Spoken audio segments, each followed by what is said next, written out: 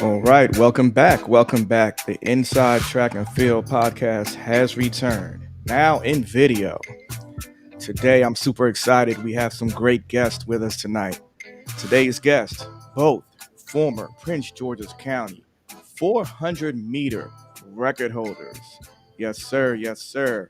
You're talking about sub 47, 46.76, and 46.74.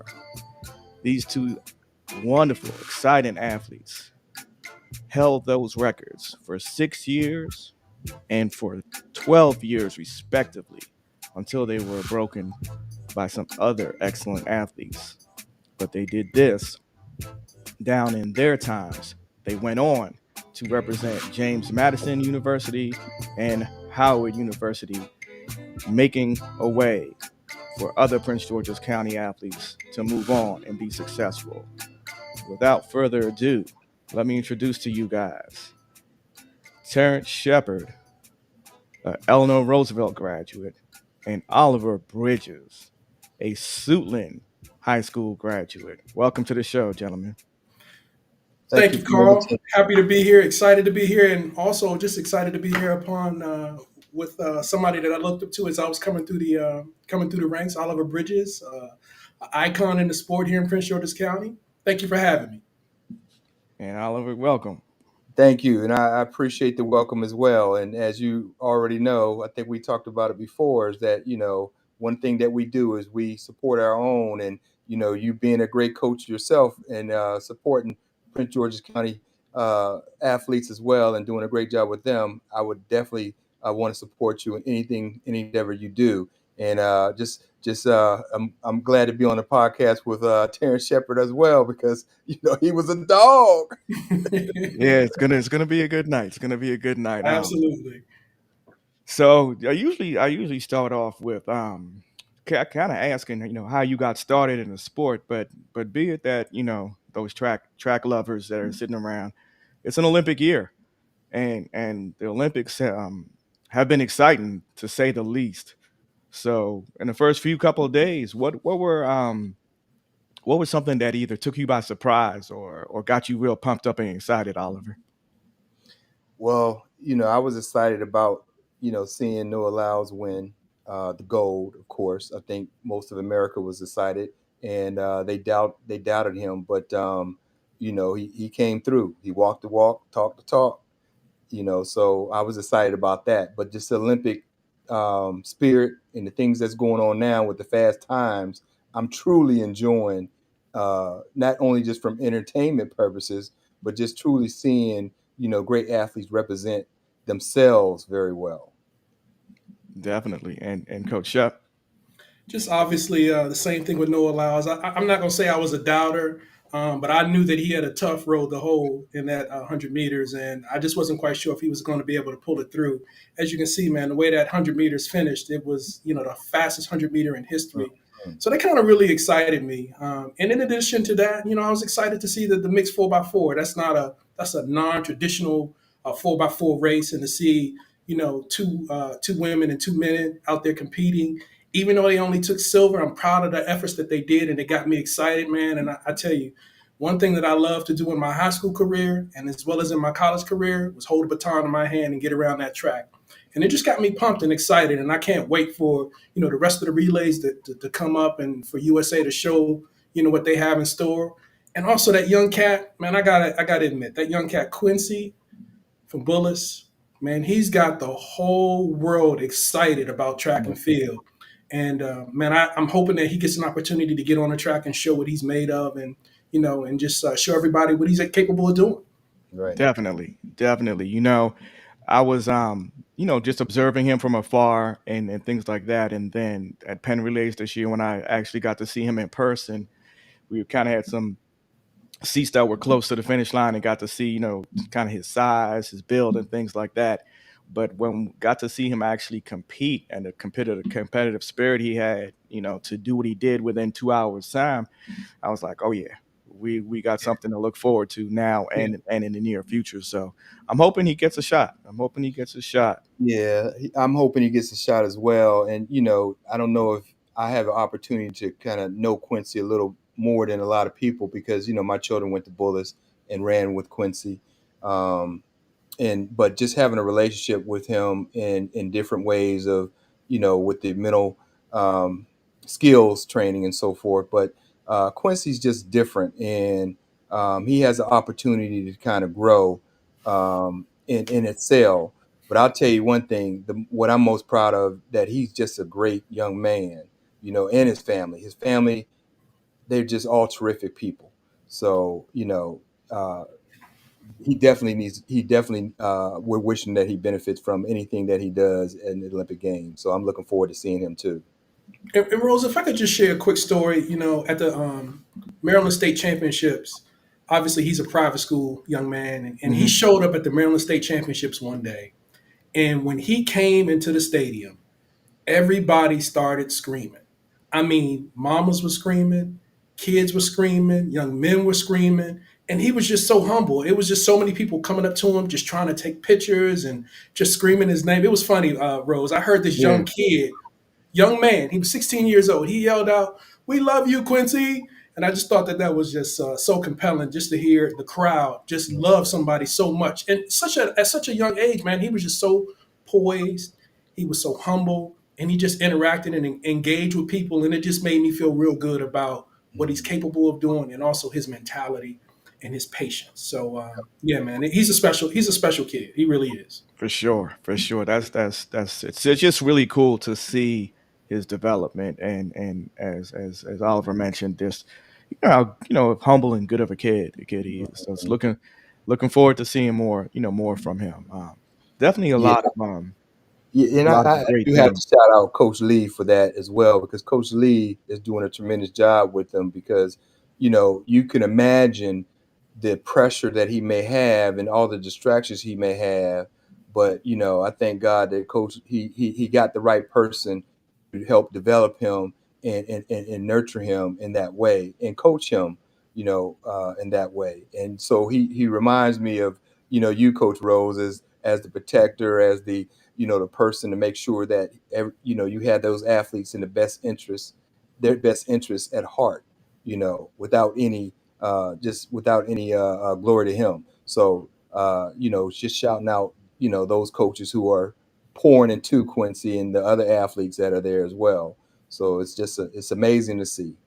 Definitely, definitely. So so tell me, let's start with you, Oliver. How did you get involved in track and field? How did you start?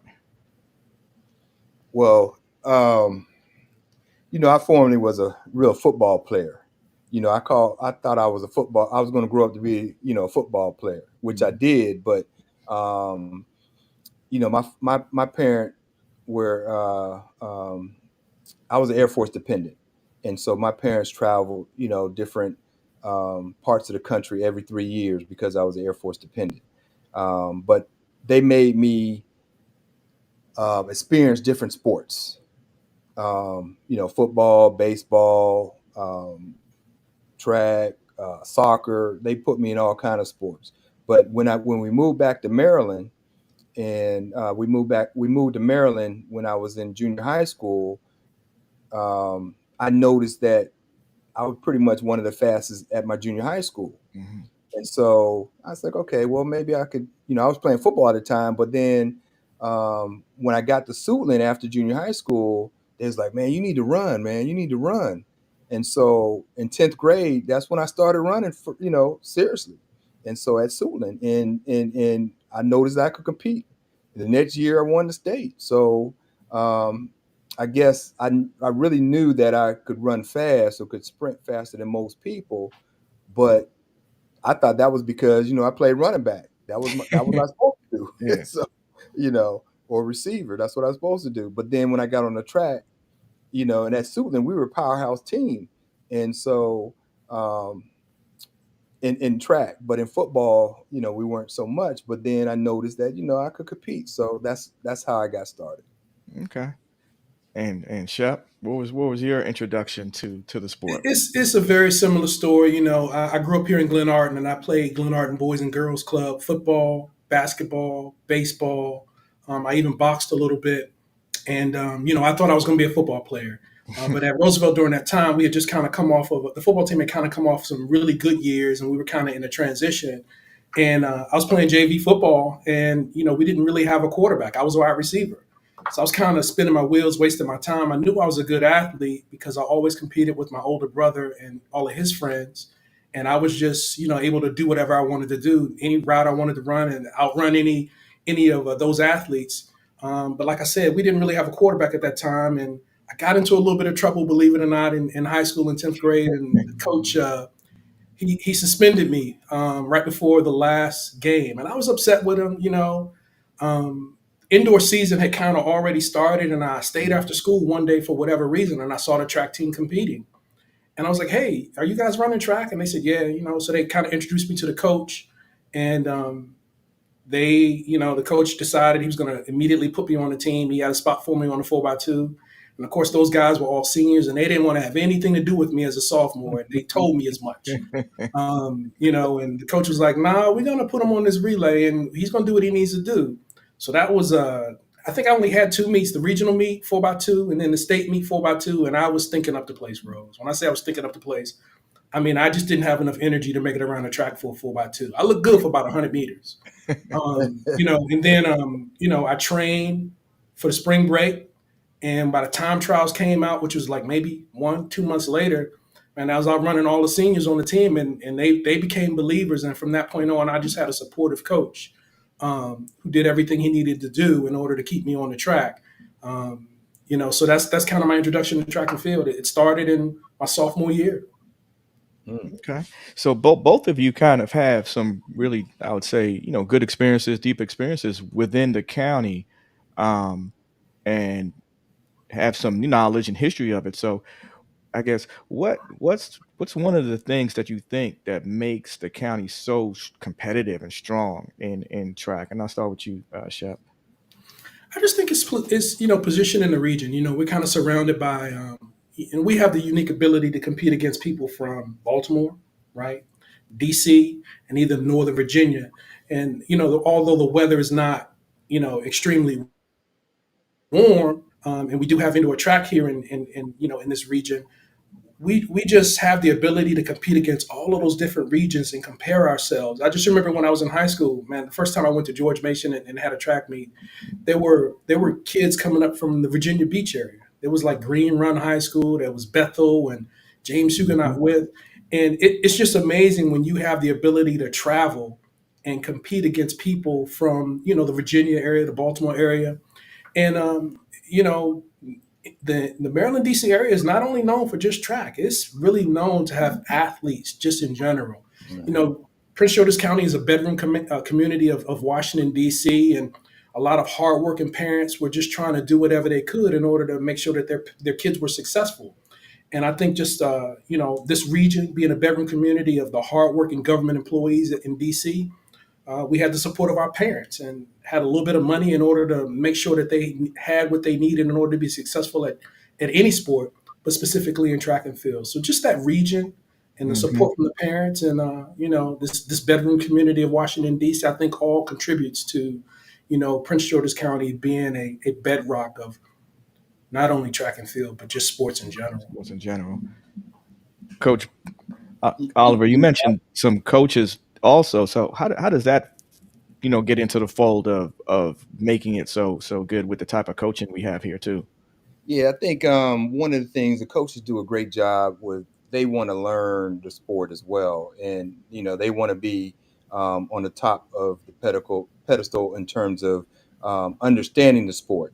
Hmm. I know that there's opportunities where coaches can get certification and get trained. And I noticed that just even now, coaches are staying in the education, field and getting certified, whether it be officials, whether it be, coaching levels and just trying to do their thing. It's kind of like, I think um, Terence talked about, the county being uh, middle class families just being here in Prince George's County, and we're vast here and opportunities for indoor and outdoor, but it's similar to basketball. It's the culture. It's like it's in the water. It's it's not just basketball, but it's track and field as well. Yep. And so, one of the things that coaches provide a safe space for youth to play and develop and develop friendships. Track is different. Everybody's a friend. Everybody's friendly in track and field. It's like you don't really have a whole lot of rivalries. So it's more or less you don't get those football, basketball rivalry scenarios, mentalities. Whereas, and kids need that. Adults want that for their children, and so especially middle class families. So Mhm. coaches provide a safe space in order to do that. And I shared earlier that that's one of the things I admired about not only you but all the coaches in Prince George's County, that provided that safe opportunity for our youth. And as you know, that's what kids want. They want to navigate to a safe space.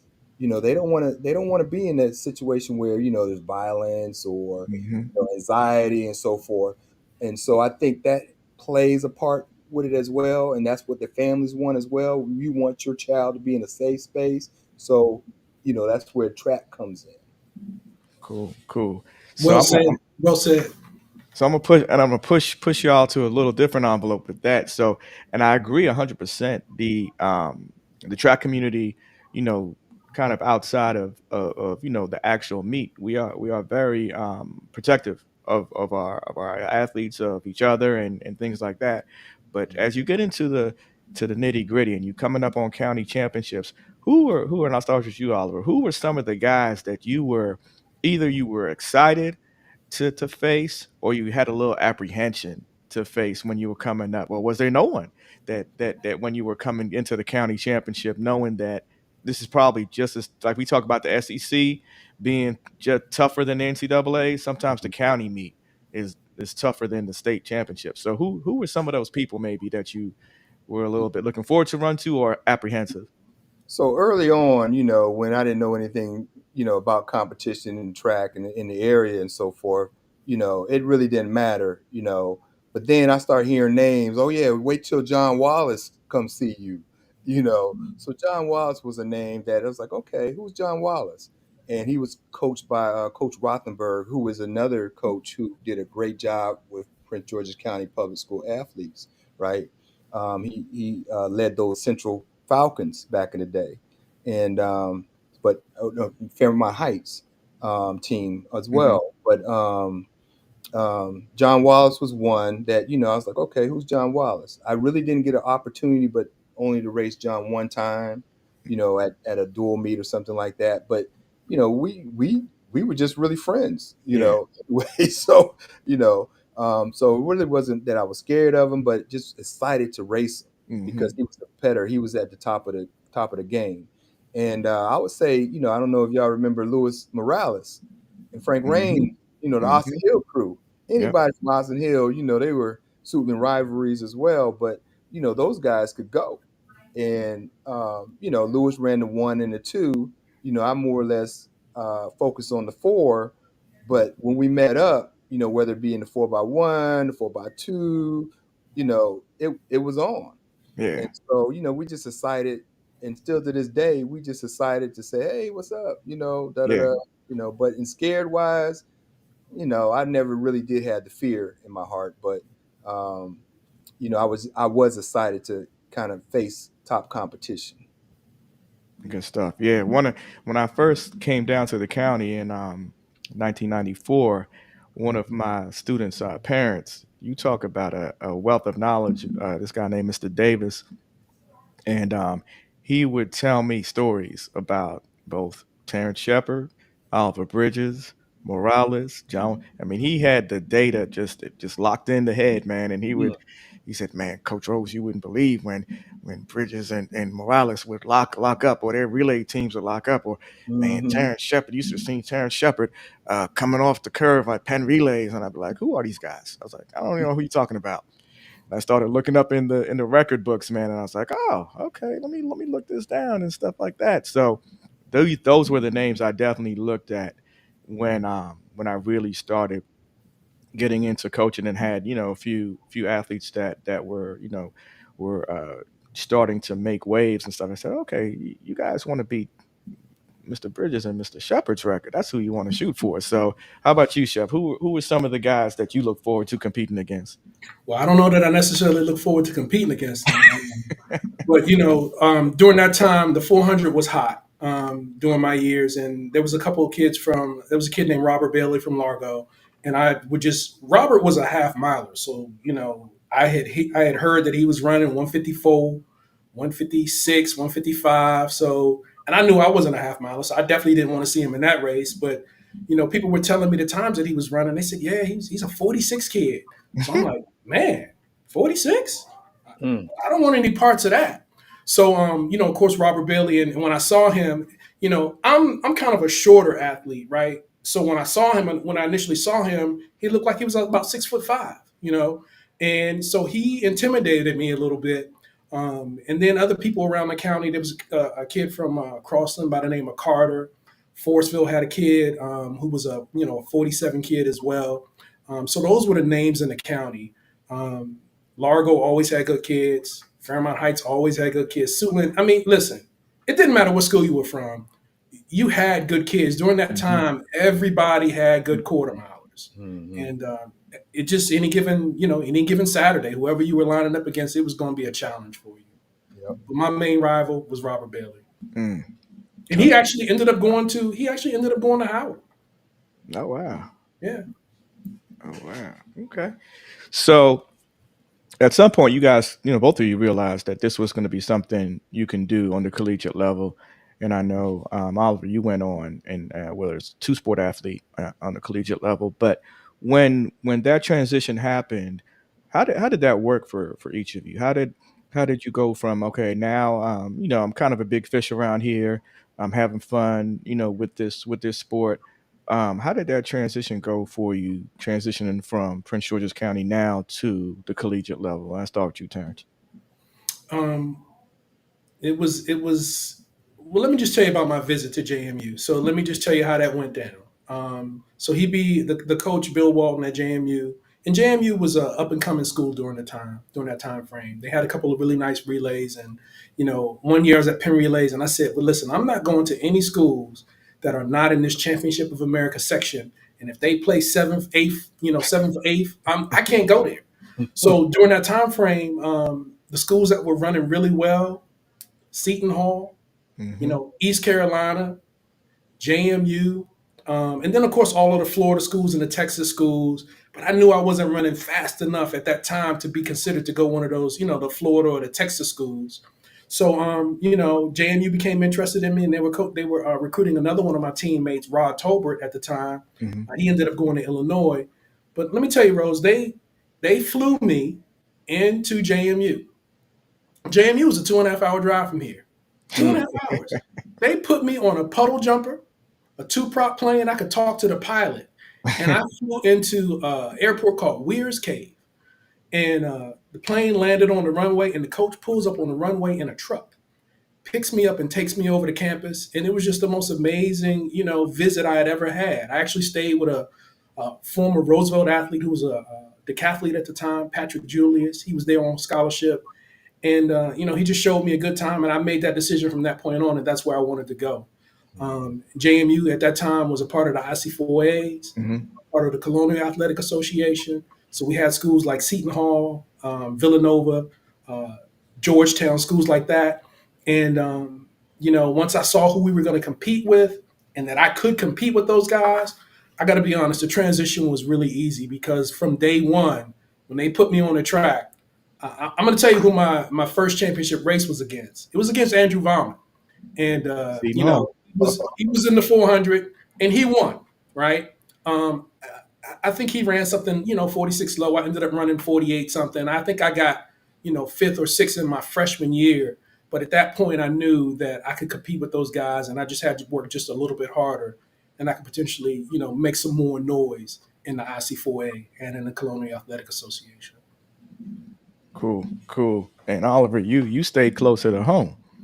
I did. I did. I was a mama's boy at the time. Although I was being recruited, and I was being recruited football Hmm. more or less track. you know, I can't even think of the track coaches that recruited me, but football coaches were recruiting me because that's what they thought I was going to play. Mm-hmm. But they didn't know that I wanted to kind of do both at the time, and a whole lot of people couldn't do both at that time. If I went to the SEC, they said you can't do both. When Yeah. Florida was recruiting me, they said, okay, you can't play football and run track. So that made my decision a lot easier when I said, okay, well then I'll go somewhere that I can do both Mm-hmm. because I fell in love with the track Yeah. a little. So as I was being recruited, you know, um, it was mostly the football. So I'm flying out to places as well, trying to figure out which school I want to attend, so forth. And at that time, I don't know if I said on the podcast, but Mhm. you know, NIL wasn't Yeah. Yeah. around, but I was like, oh, okay, okay, For nice, sure. For let's go. sure. Yeah.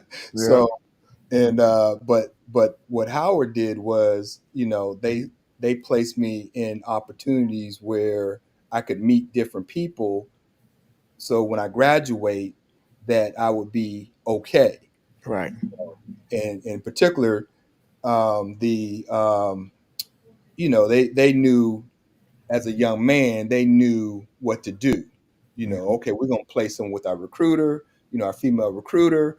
She's gonna take them around the campus, so forth, and do what we do. So once I got settled, I selected Howard. It pretty much humbled me because Yeah. everything changed once I stepped on campus as a Mm. football player. All those promises, all those things. It was like, okay, well, you know, and that's when I knew recruiting was a lie. Was a tool. Yeah. Yeah. Yeah. Yeah. So, but the humble part also came with knowing that now we have some people who are just as fast as you, just as smart as you. So you're going to have to make your own way. And so that was I guess the blessing that I did stay home, because if I would have went somewhere else Mm-hmm. across the way, then it would have been a shock to my system. Like, oh, I can't fly back home, when I want to, or I can't go back home when I want to. So I was able to kind of, navigate through that process of a year of being at Howard, where okay, you're a football player now, buddy, and you're going to do what we ask you to do. Yeah. And so the coach changed their mind about me running track. Or you're not going to get, we're not going to renew your scholarship. Yeah. So that's how I came back to the track, because I was like, okay, well, guess what, me being a stubborn guy, well, guess what, I ain't going to play football, I'll just run track. Mm-hmm. The power control thing. But it worked out in the end. By the time my junior year came about, I I was a little more mature and was Mm-hmm. able to do both. Okay. That's cool. So that was my journey and my transition from high school to college. Some of the experience. Okay. Cool. So I'm gonna try and see how technology's working. I'm gonna see if you guys can you see that slide, that picture, Coach Shep there. So Which slide? let me Where's it at? it should be down at the bottom right. Let me see if I can make it bigger. Now, I don't think I see anything new. I think everything that's there has been there Okay. for the last 20, 30 minutes. Let's see. Let's see. Okay, I can see that. There we go. So I got a couple of pictures from you guys. So this one looks like definitely a high school picture. So you have any memory of that race? Man, I have absolute memory of that race. So listen, the kid that I was telling you about, Robert Bailey, Mm-hmm. he's the kid with the Largo shirt on. Carter's in that race. There's a kid from, yeah, there you go. Donald Thrower's in that race. No, I'm sorry, not Donald Thrower. Bowman is in that race from Suitland. So I believe that everybody in that particular race ran under 49. So Robert Bailey, as I said before, they had told me that he was a 46-second kid, and he had beaten me earlier in the year. At a dual meet. We went Mm-hmm. over to Largo, and they told me he ran 46. So I was just a little bit afraid of him. So I knew that I couldn't, I wasn't capable at that time of running 46. So I kind of let him get out on me. And, as the race was finishing up the last 50 meters, he was right there. And I said, oh, let me go get him. But I couldn't go get him. The race was over for me. And I remember at the end of that race, the coach came over to me. My coach came over to me. He says, don't you ever do that again. He says, you are much more capable than that. And you did not run to your abilities. So the next time I saw him was at the county meet. It's right here. I don't really remember what the time was that day, but it was a great race. I ended up winning it. I also won the 1 that day. We won the 2 that day, the 4 that day, and I was a triple champion at the county championship. So that picture right there is from the county championships, Nice. over at Largo High School on his home track. So would you consider that's one of your watershed moments as a high school athlete? Absolutely, it is the watershed moment for me. I believe that's where I set the county record. I didn't even know it was the county record when I did it. It was years later. I don't think it was. I knew until you told me.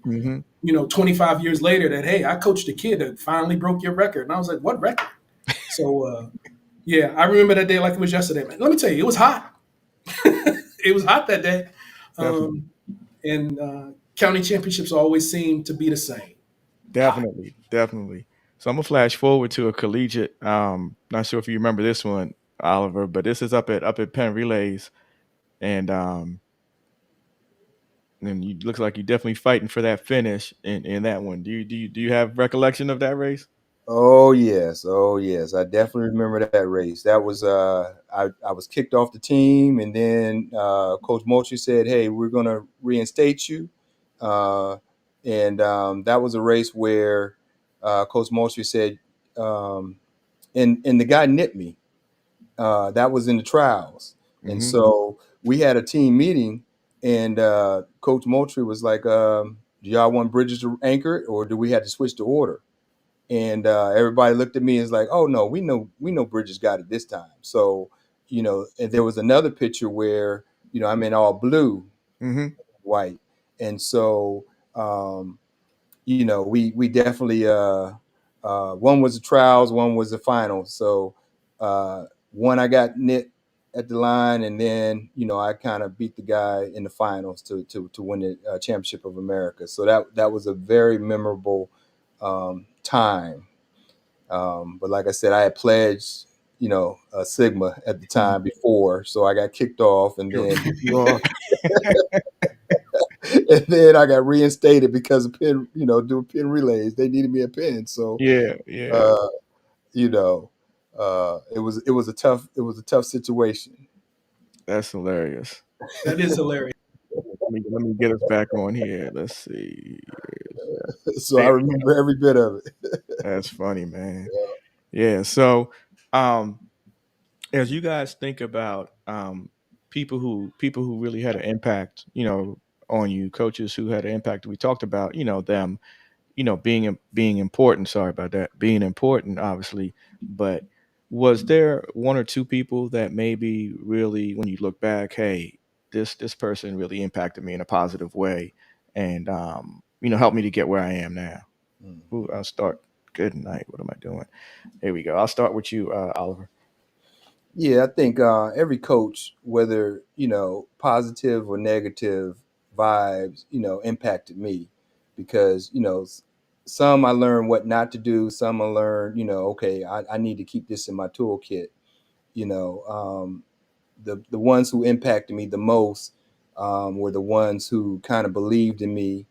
The ones who impacted me the most were those who allowed me to be, who I was, a kid, a teenager, you know, make mistakes, but was there to support me, and kind of guide me through those mistakes.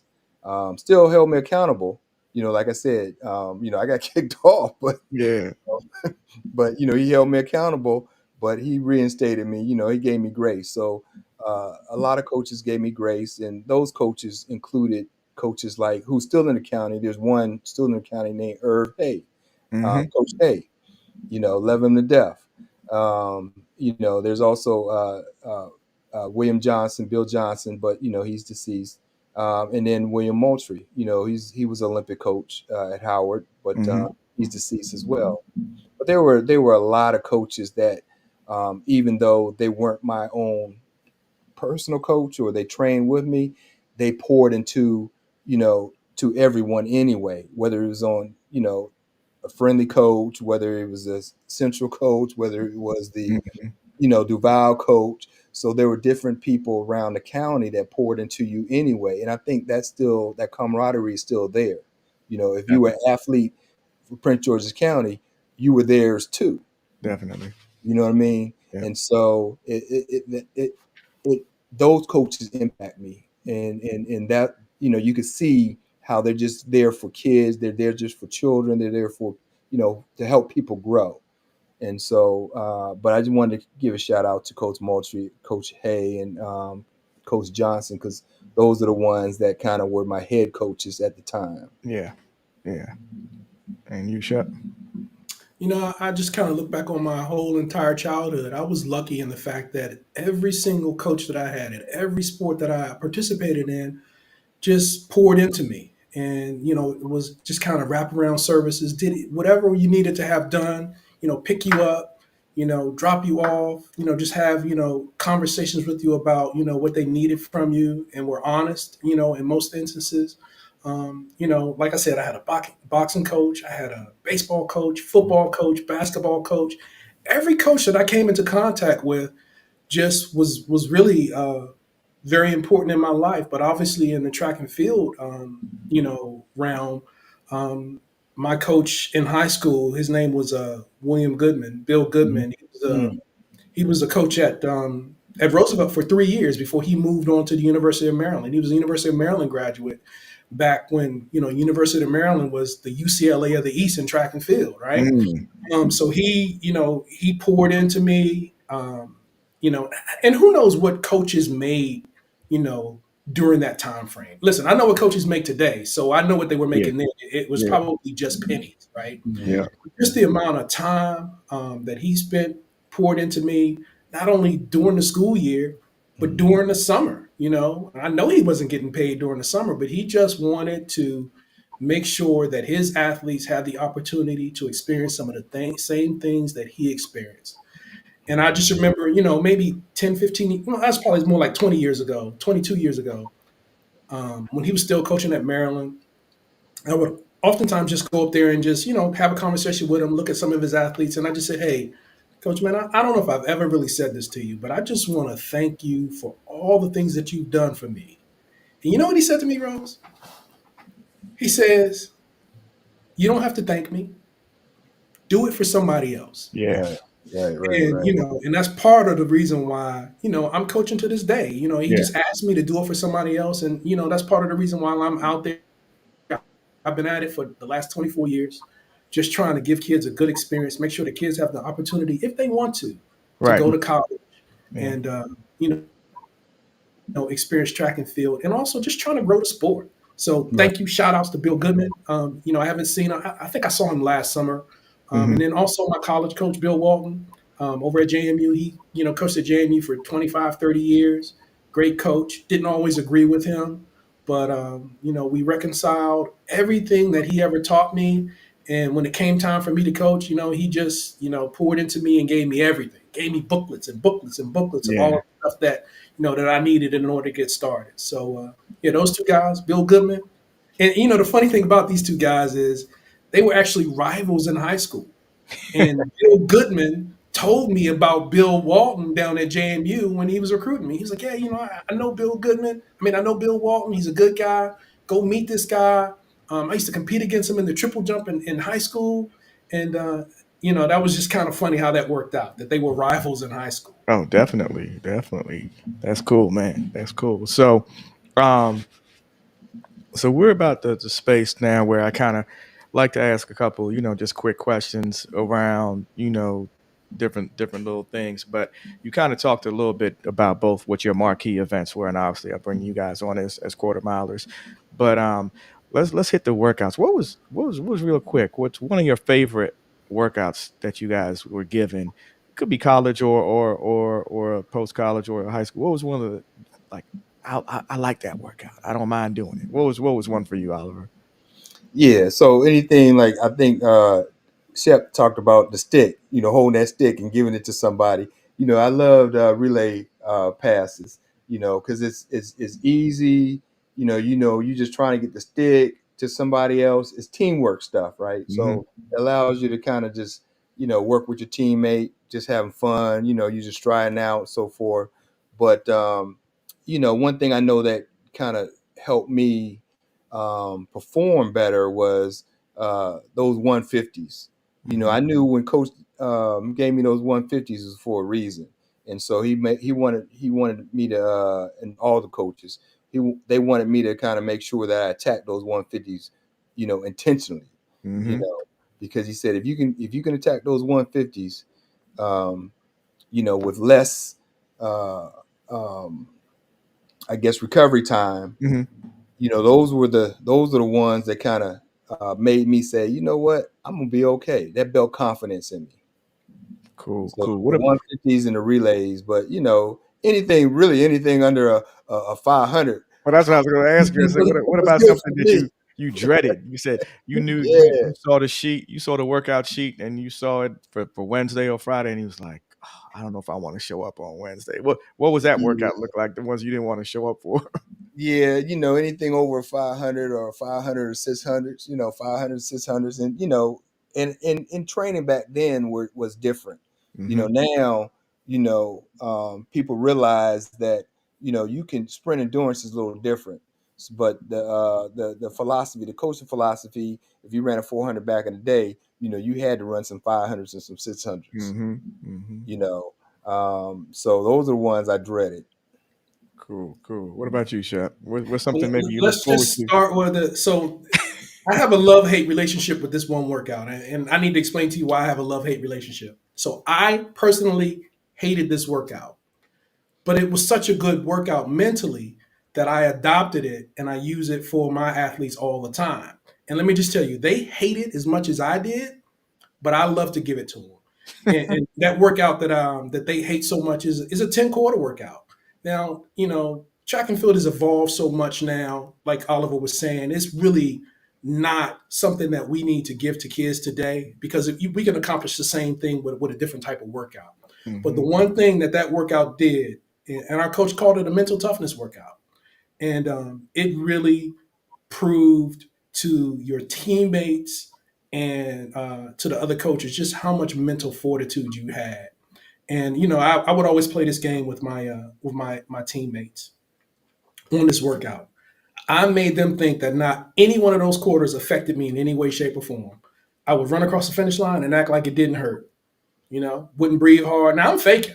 Now it hurts, right? But I'm faking like I'm Superman because that was my mentality. I was trying to show my teammates that I'm bigger than I actually am, and nothing hurts me, right? So that was my least favorite workout, 10 400s. And the funny thing is, when I went to my coach and asked him, for workouts and his philosophy, he handed me a folder, Rose, of every single workout that we did in college. Mm. Every time he had the temperatures written down, the time of the day, and everything, and it was just interesting reviewing that packet. Yeah. And my favorite workout was a workout that I think he got from Olympic, development coach, and it was a 6 100 workout. And what the workout did was it was a predictor of how fast you were going to run the 400 that week. Mm-hmm. So you run 600s. There was specifics built into the workout, but you take the last 4 100s of that workout and you put them together. And it was, let me tell you, that was a pretty good predictor of how fast you were going to run that weekend. And it was usually right on. That was my favorite workout. Mm. That's cool. That's pretty cool. So both of you had really, good college experiences, I would say, and had opportunity to really, go to some good competitions. Um, when you were getting, I guess, close to those big competitions, was there something that coaches, either spoke to you or talked to you about just mentally to prepare for a big competition that was a little bit different than your high school experiences? And I can start with you, Oliver. Yeah, I was fortunate. Like I said, my coach was Olympic coach, so he was exposed to some top quality coaches and Olympians. So he kind of pulled down some knowledge and try to pour into us some knowledge as well. So one of the things that we all know now, that sleep is important. You know, he would say, okay, well, Sally Sue, you're gonna have to leave her alone early and get in the bed. You can't be up all night talking to Sally Sue. And I'm like, who's Sally Sue? You know, we don't have nobody on our team named Sally Sue. But he was smart enough to know that, we had sisters on the team, friends on the team, and Sally Sue maybe from another school that, Mhm. we hadn't seen in a month or 2 months. And then all of a sudden, they're there in the same hotel, and, being in the lobby. But the point is that, he just reminded us that the importance of making sure that you get your proper rest, get your proper sleep, and, eating right. Mhm. And that was the first time I was exposed to, okay, I have to eat beans and greens and, the whole works in order to, be healthy. And so he kind of, helped me with that piece. And, back in the day, 40 years ago, which was a long time ago, they really didn't have the sports science that they have now. Right.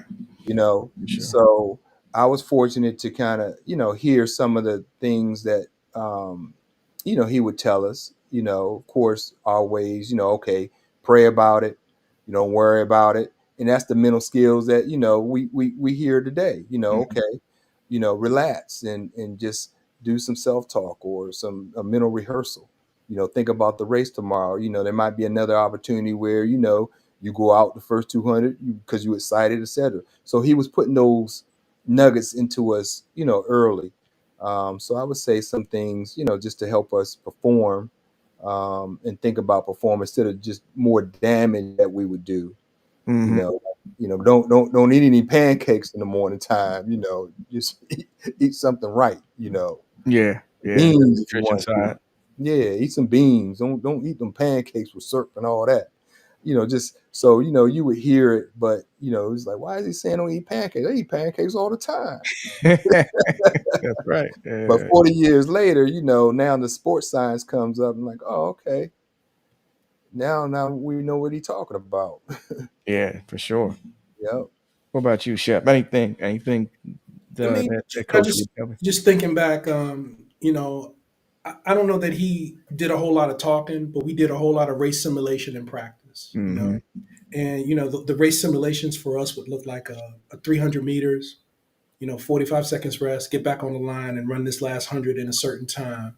Um, and I just remember him, drilling in on those race simulations. And then I just also remember just going to his office, you know, um, during the week and conversating about, the race that was coming up and who was Mhm. going to be in that race. Mhm. And during that time, we had graduate assistants, and I just remember I had two different graduate assistants during my time at JMU. One was a guy by the name of Rick Cleveland. He was a Penn State, decathlete, pole vaulter, and he was just really keen on pumping you up, telling you all the right things that you needed to know in order to to go out and perform. And then we had another guy from UC Santa Barbara who was the same type of guy in my last 2 years. And I just think my coach kind of allowed the graduate assistants to kind of instill in you all of the things that you needed, in order to prepare for a race mentally. He was going to prepare you physically, but he really leaned on those graduate assistants in order to, to prep us for the Kind of race. prep you and get you Yeah, connect with they you. did a great job, man. To this day, I'm still great friends with those two graduate assistants. Rick Cleveland from Penn State and Joshua from UC Santa Barbara. Um, that was always a great task. They would drive the vans and we'd spend long time, hours upon hours just talking about race strategy on, on our way over the trips, on our way over the mountain, over the Shenandoah Mountain, over to, Tennessee or wherever it was we were traveling. Mhm. So yeah, race simulation and then those graduate assistants, man, just, instilling you everything that you needed to know in order to, be prepared to run a race. Cool, cool. Wow. And I'm saying to Shep now, I'm like, okay, we definitely a decade apart. We didn't have any of that. I was just gonna say, what's different now? So what are so obviously we all love track and field, and I mean, kind of fortunate, unfortunate. The 4 year span, or for people who really, the 2 year span comes up where the global phenomenon comes around. Everybody's interested in track every 4 years. But what do you guys think are some good things now that are happening in our sport? Maybe that wasn't happening as when you came up. That and maybe some things that you don't like that's happening. But what are some good things that are happening now in our sport that really didn't exist, 30, 40 years ago? What do you think? We can start with you, Oliver. Yeah, I think some of the good things that's going on now. I don't know if you just if you heard that they started new legislation where in 2025 there's more scholarships going to be offered. Absolutely. That's where I was Yeah. going. Yeah. So, that means more opportunities for those interested in the sport. Yeah. Like for example, at Ohio State where my daughter is competing, they had 18 scholarships. Now they have 45. Yeah. So that means they can strengthen their program, with more student athletes. And, as track and field, it builds life skills. So Yeah. that means that, they have more opportunities to kind of grow within the program, but also academically and through life. Yeah. So it's going to have a direct effect on how track and field um, impacts the culture, the world, etc. And you'll see a lot more safe spaces for track and field through those scholarships. So that I'm happy about that. Absolutely. I'm also happy about the NIL situation. Hmm. Students work hard. Students, they may not be like the football players and the basketball players getting the same amount, but at least, they have opportunities now where, and especially with the females, the women, whereas back in my day, the women, Title IX was Title IX, you Yeah. know, so the growth of, women in sport is definitely a positive. So I'm glad to see that that's a positive as well. The growth of women in track and field, just in sport in general, and the exposure they're getting, Definitely. even with the NIL piece. Some of the things I do not like may include, the social media piece. Not everybody can. I'm just glad social media wasn't back in our day. Yeah. Yeah. Even now, I never been on Facebook, never will be on Facebook. Um, I'm on Instagram. That's just to keep up with my folks, Hmm. a little Yeah. bit, But just the exposure of because there's so much negativity. I'm glad that I don't see it as much because I know that they track wherever you go and what you see. So Yeah. one of the things I do is I'm intentional about what I look at or what I check on so that I can keep that positivity in my social media whenever I do go on social media. But sometimes it can be overly a habit, lose your habits, and we know it affects you mentally too. Our Yeah. students Yeah. mentally. So a Yeah. lot of times, they may be facing more anxiety because of the social media versus before the race because of the social media than they would be if they didn't have the social media. So Definitely. those are the things I dislike the impact of social media on some athletes who can't really handle the mental situation um, of what's going on the social media pages. Definitely. Yeah. That algorithm and what you visit and stuff, it'll definitely start forming a lot around what you are visiting and things like that. I remember when I Yes, first correct. started coaching, and we're not even talking about everybody having a cell phone, but I would, you'd get your meat packet, and the kids would be trying to, grab the meat packet, see the meat packet so they can see their heat and lane assignment and who they're running against. And, you'd put the meat packet down like in your team area and stuff like that. And they'd be trying to get at it. Now they look up the meat packet before the meet and know exactly what lane they're in, who they're running against, what Mhm, times they ran for the last 5 years and things like that. And it's mhm. like, listen. you don't need to worry about that. We're preparing you for X, Y, and Z, but Right. the social media piece is absolutely, a huge Yeah. piece. Yeah. A huge piece. What about you, Shep? Um, let's just talk about first of all the number of scholarships. Obviously, that's my hope is that that is definitely going to be a positive, but Yeah. I also have a fear about that. And the fear is that I think that the rich are going to get richer and the poor are going to get poorer. Because I don't know that, every school or every university is going to be able to field, just like it is now, they're not going to be able to field a whole 45, scholarships. So, Mhm. the UCLAs of the world, the Floridas of the world, they're probably going to be able to do that. But the smaller schools, let's just say, like the Hampton universities, the Mhm. Howard universities, are they really going to be able to now fill 45 full scholarships for men? And I think that there's going to be, and I hope I'm wrong. I really do hope that I'm wrong, but I just don't think, whereas before there was a level playing field per se. And I just don't know that that's going to be such a level playing field. But I'm happy about the number of scholarships. It's definitely going to give people more opportunities, more kids from our area to give them an opportunity to, to go and compete at this sport at the next level. But I think you're going to see a divide. I think you're going to see, the good teams getting much, much better. And the teams that just kind of middle of the road, just continuing to be middle of the road, you know. And then also social media, that's a double-edged sword too. It is. I just kind of remember back in my day, there was a magazine, Track and Field News, I think is Mhm. what it's called. Yep. And man, you had to wait a full month just to get content on, who ran this or who ran that, and just get a little bit of story on this particular athlete or that particular athlete. But I do think that because of social media, uh, our athletes are just a little bit more engaged. I think they're a little bit more knowledgeable about what's going on around them and what other athletes are doing and what they need to do in order to, become better athletes.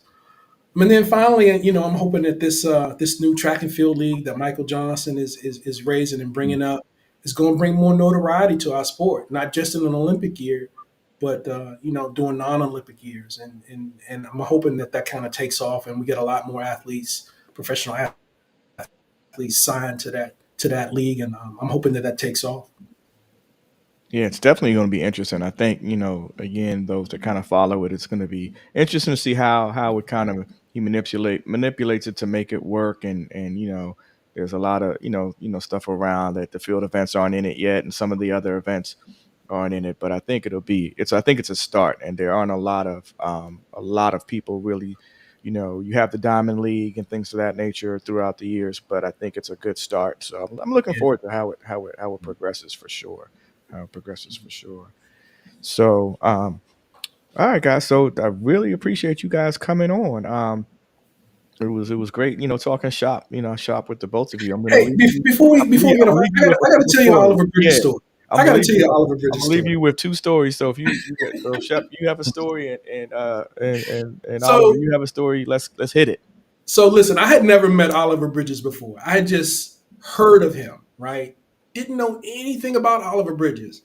And when I finally got the opportunity, listen, I don't know if Oliver remembers these two races, but I'm just going to remind you. East Tennessee State University, 1987, they had an oversized track.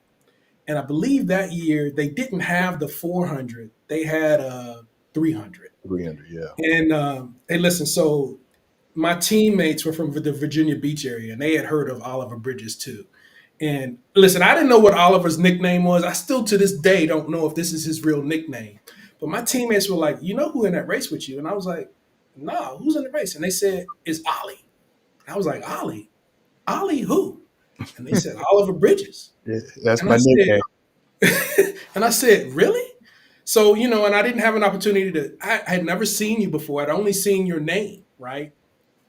So when I line up on the line, man, like I said, I'm 5'10". I don't know how tall Oliver Bridges is to this day, but I'm telling you, that day on the line, Oliver looked like he was about 6'6".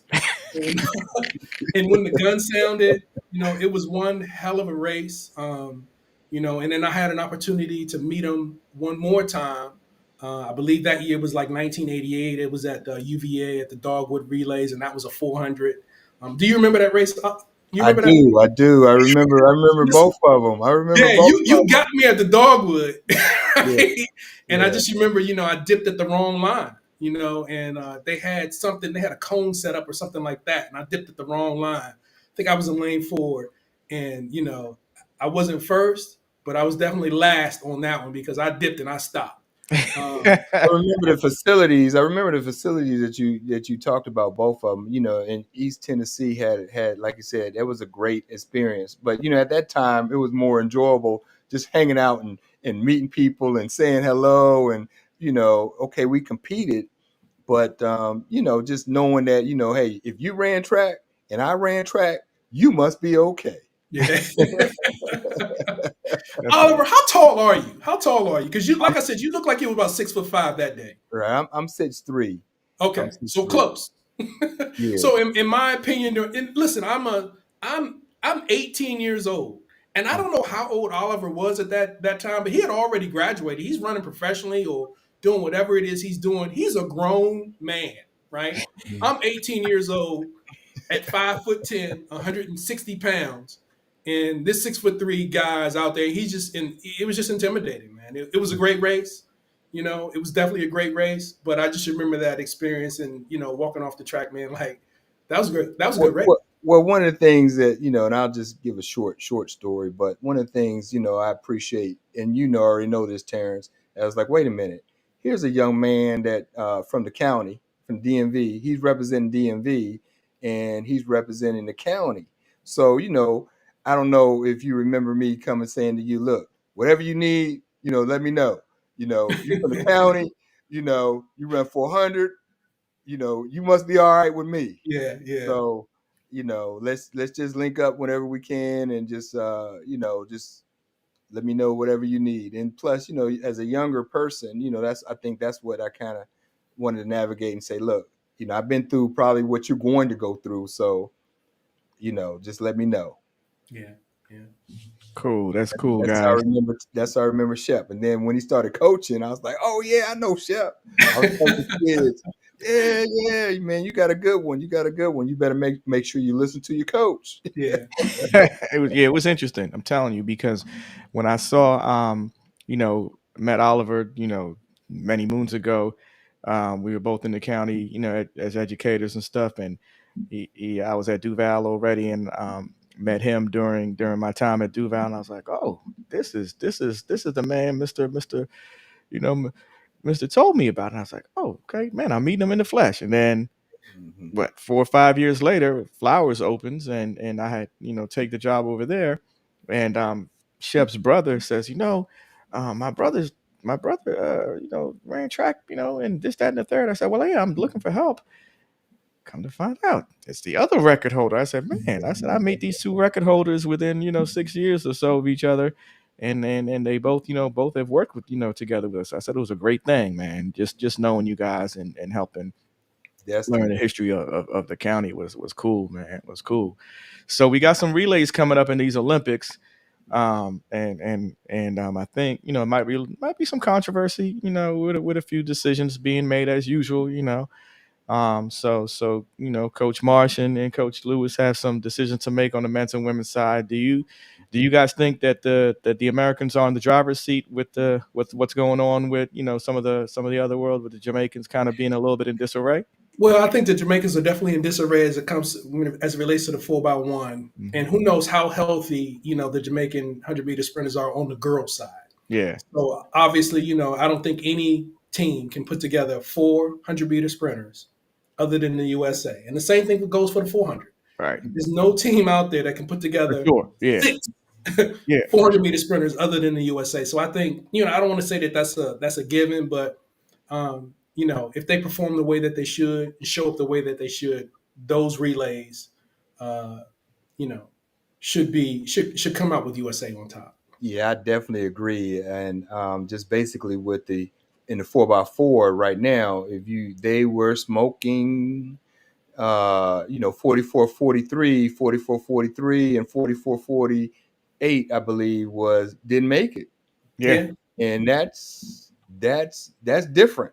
So, but the US, they have three strong studs in there. So, I think, and then as you know, they can pull wherever they want to pull. Right. I am hoping that like I think Terence opened up and shared that Quincy having an opportunity, that would be awesome, amazing, and I'm praying on that as well. So we'll see what happens. Definitely. The U.S. right now is dominant. Yeah. It'll be really nice to see if he gets the shot. Just to be personally, man, I think they need to add some more relays to the Olympics. Swimming has all of those different relays. Let's add a 4x8. Let's add a distance medley, and let's add a sprint medley. Let's get this thing on and popping. It'll be a long 10, 12 days, Shep. Yeah. Add 2 more days. They would have to kind of pull from the relay pool from their trials. You can kind of pull, because there's some people from the U.S. that are not at the Olympics that can compete at the Olympics. We know that. Yeah, because sure. The hardest team to make is that USA team. Sure is, man. It's tough. It's really I would have loved representing on a different relay. Yeah. They should have had the mixed back in the day, and Listen, I get so excited when I see that. So I'm glad that they fixed that, right? I didn't like the aspect of having a woman run against a man and a man. I didn't like that at all, and they seem to have fixed that. So I like that much better, the way that it's structured. Matched up single gender, yeah. That's cool, man. Well, guys, again, I really appreciate you coming on. This was good chopping it up. Talking a little bit about PG County history and your guys' journey and your story.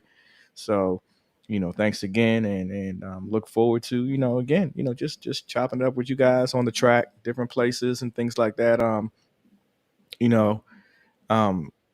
Been here for quite a while, so I'm kind of consider myself a pseudo native. I'm Prince Georgian.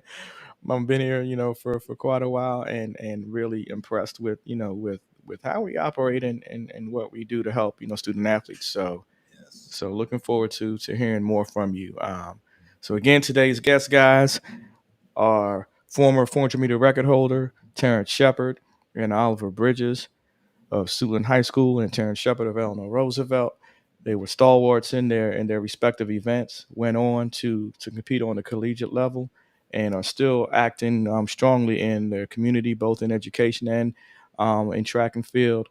So just appreciate them coming on, and look forward to putting out some more shows for you guys to enjoy.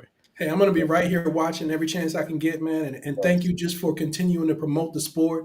And thank you for bringing these former athletes that we have an opportunity to listen to their stories, listen to their experiences, man. I really appreciate that. And I just, I look forward to hearing more podcasts from you. Thank you. Looking forward to it. Thanks, Shep. Yes. And I want to just echo those same sentiments that Terence just made, or Shep. I call him Shep. So yeah. I'm going to echo those same sentiments, and just salute to both of you all as well. Thank you, man. Appreciate it. Hey, man, I'll see you around in the DMV, Ollie. I always enjoy seeing you around and just, seeing you and talking to you. And I hope to see you again real soon. Yes. Same here. All right. Cool. All right, guys. I'll close this out. All right. So once again, thanks for listening to Inside Track and Field with Coach Rose. Hope you enjoyed today's show. We'll see you next time at the track. Always willing to go faster, higher, and further. Peace and blessings to our listeners. Have a good night.